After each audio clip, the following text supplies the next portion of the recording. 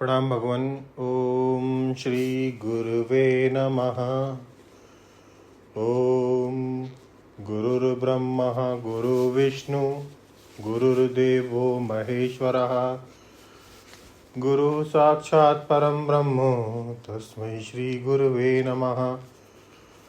ओम शांति शांति शांति। ओम ब्रह्म ज्ञान और उसकी साधना द्वारा स्वामी अखंडानंद सरस्वती जी महाराज द्वारा हो। भगवान स्वामी जी आत्मदर्शन के वैकल्पिक उपाय बता रहे थे कि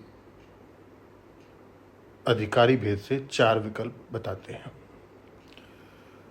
ध्यानेन आत्मनि पश्यन्ति केचित् आत्मनम आत्मना अन्ये सांख्येन योगेन कर्म योगेन च अपरे अन्ये त्वमेव अजानन्तः श्रुत्वा अनेन्यभ्य उपासते ते अपि चातिरन्येव मृत्युम श्रुति परायणा। अर्थात कोई ध्यान योग के द्वारा अपने आप से अपने आप को देखते हैं,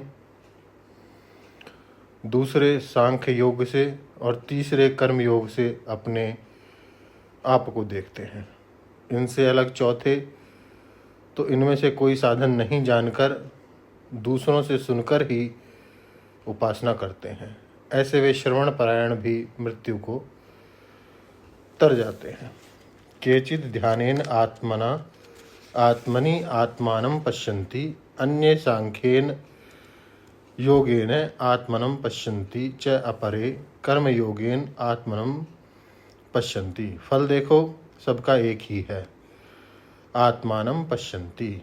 सबको देखना है, पहचानना है अपने आप को। आत्मदर्शन फल है, आत्मानं पश्यन्ति अर्थात आत्मानं परमात्मानं पश्यन्ति। अपने आप को परमात्मा के रूप में देखते हैं, किंतु अधिकारी और तदनुसारी साधन में अंतर हो जाता है।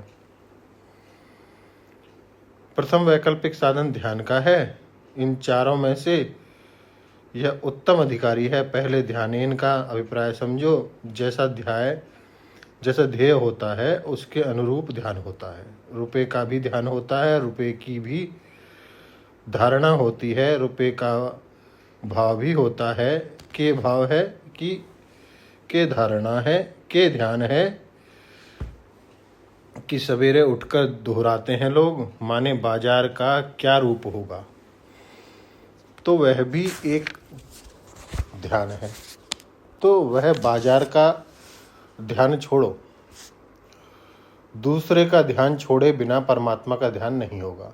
हृदय को मुसाफिर खाना नहीं बनाया जा सकता कि 10 आवें और 10 जाएं और उसी में अपने प्रियतम से मिल भी लें।